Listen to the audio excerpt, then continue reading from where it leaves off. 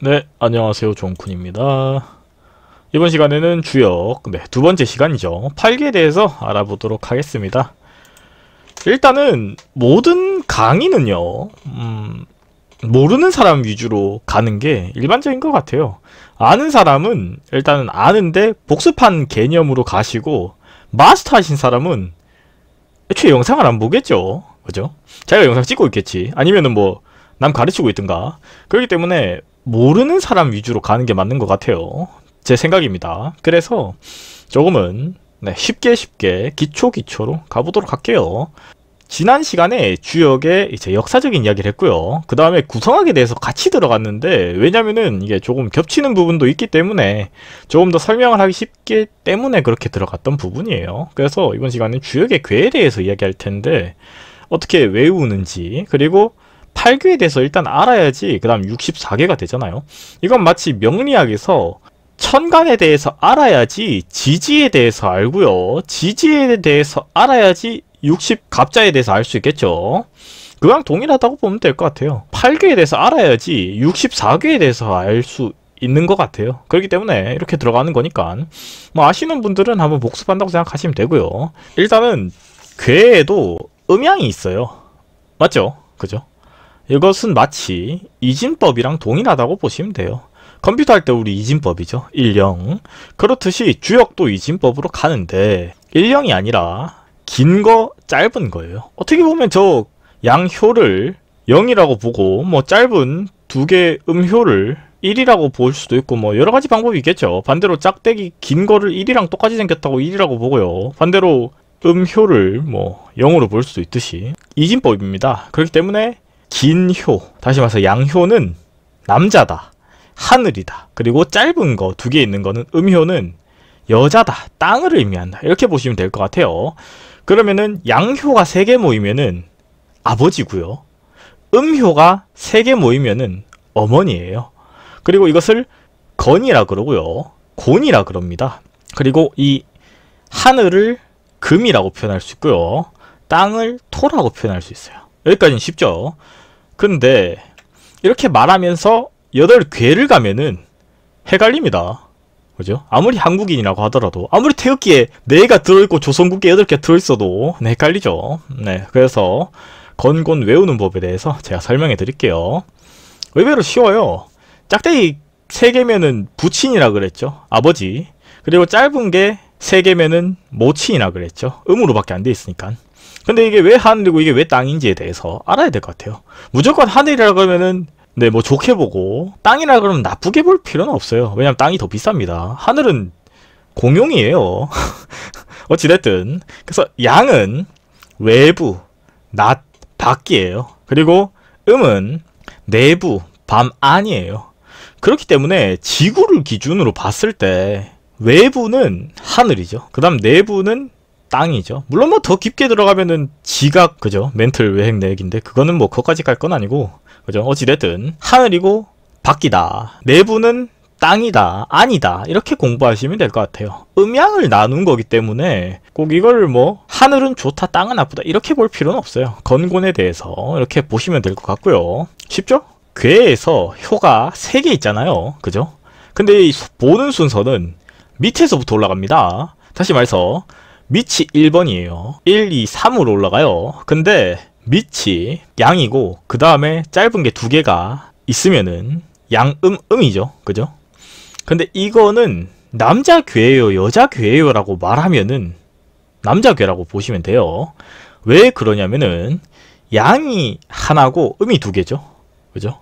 여기 있을 때 물론 외우는 방식에 따라 차이는 있겠지만은 음이 2개고 양이 하나면 양이 귀하죠. 그러니까 양으로 외우시면 좋을 것 같아요. 반대로 차남 보세요. 여기도 마찬가지입니다. 양이 하나고 음이 2개인데 이제 중간으로 올라왔어요. 그죠? 그리고 마지막에 삼남, 막내인데 쟤는 맨 위에 있죠. 그렇기 때문에 3번째지만은 마지막 자리이기 때문에 막내라고 보면 될 것 같아요. 삼남. 그죠? 그렇게 공부하시면 되고요. 이것을 진, 감, 간이라고 합니다. 그리고 장남은 우레, 번개죠. 그죠? 그리고 차남은 수, 물이죠. 이 제일 쉬워요. 그리고 삼남은 산이에요. 그리고 반대로 뒤에 나올 차, 녀 역시 중간에 있죠. 그렇기 때문에 수랑 정반대되는 화라고 보시면 돼요. 그리고 환 오행도 화예요. 그걸로 끝이기 때문에 중간이 제일 외우기는 쉽다, 뭐 이렇게 볼 수 있고요. 그랬을 때 장남은 아버지랑 뭐 동일하다, 이런 거에 대해서는 제가 뒤에 얘기할게요. 장남은 목이다, 차남은 수다, 막내는 토다, 이렇게 외우시면 될 것 같아요. 그리고 반대입니다. 이번에는 양이 두 개고 음이 하나예요. 그 경우를 음괴, 여자괴라고도 표현을 하는데, 이 경우에는 장녀, 차녀, 삼녀, 원리는 아까랑 똑같아요. 초효, 다시 말해서 첫 번째 효를 초효라고 하거든요. 얘가 맨 밑에 있으면은 초효니까 장녀, 그죠? 그 중간에 있으면은 차녀, 그리고 맨 위에 있으면은 막내잖아요. 3효가 막내잖아요, 일단은. 그렇기 때문에 삼녀, 막내, 그리고 소녀, 남자는 소남이라고 합니다. 근데 여기서 포인트는 이것은 손이 태다. 그리고 아까 말했던 중간에 있는 차녀는 화라고 말했죠, 제가. 그리고 화는 말 그대로 화예요. 그렇기 때문에 가장 쉬워요. 그리고 장녀는 풍, 목이죠. 그 다음에 삼녀는 태, 금이죠. 제가 주역에 대해서 이야기하면서 지운에 대해서 얘기했을 때 태에 대해서 얘기했었죠. 그렇죠? 그렇게 보시면은 되고요. 주역의 활용은 지금 제가 말했던 8가지가 단데요. 이것을 우리 천간지지 만들어서 60갑자 만들었죠. 명리학 공부할 때.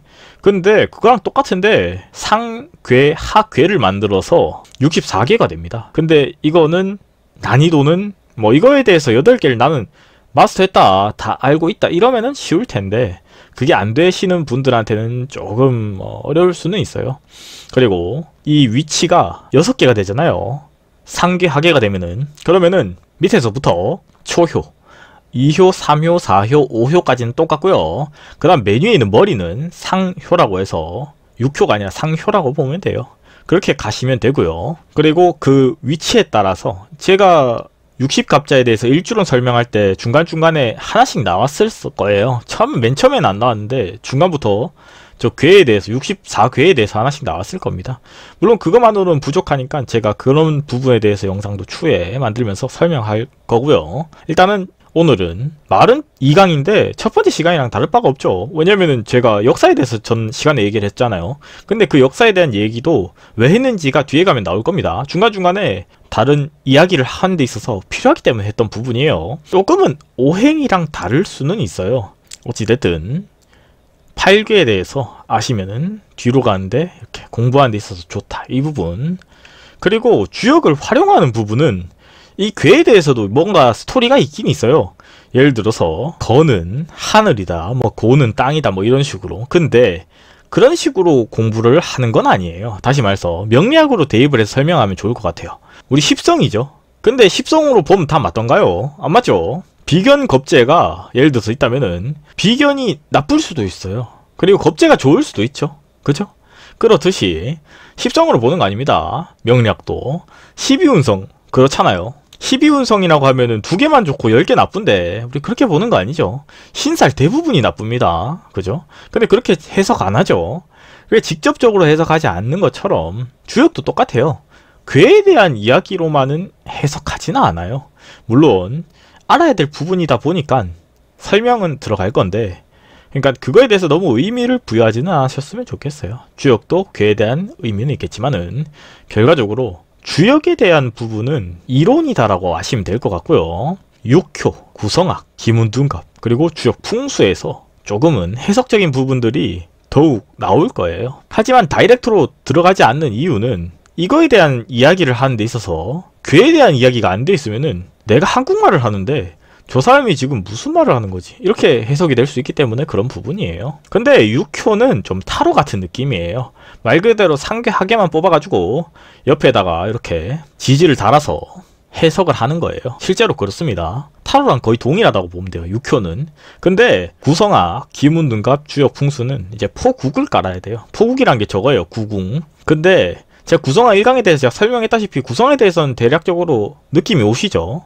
저렇게 가는데 내가 어떤 부분이다, 어떤 별인가에 따라서 위치가 이렇게 가겠죠. 어떤 자리에. 그랬을 때 해석이 들어가는 부분이고, 기문둔갑 같은 경우도 그거의 연장성인데 더욱 복잡해집니다. 그리고 주역 풍수 같은 경우도 마찬가지. 내가 배산임수는 배산임수인데 어딜 기준으로 배산임수냐, 그죠?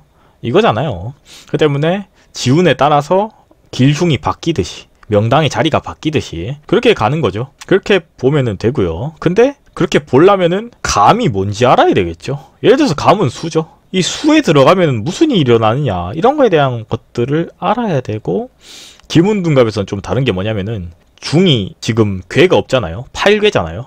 그러니까 기문둔갑은 8개밖에 안 들어가기 때문에 또 달라집니다. 이게 구성학이랑 좀 달라요. 구성 9개고 기문둔갑은 8개죠.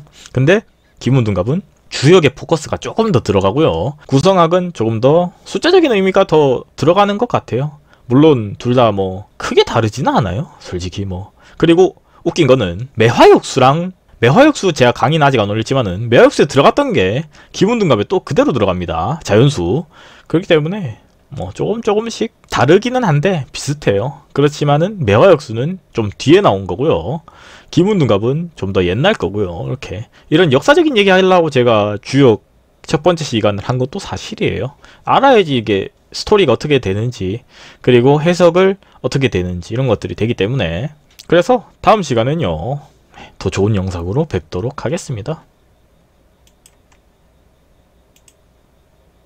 구독과 좋아요는 저에게 큰 힘이 됩니다.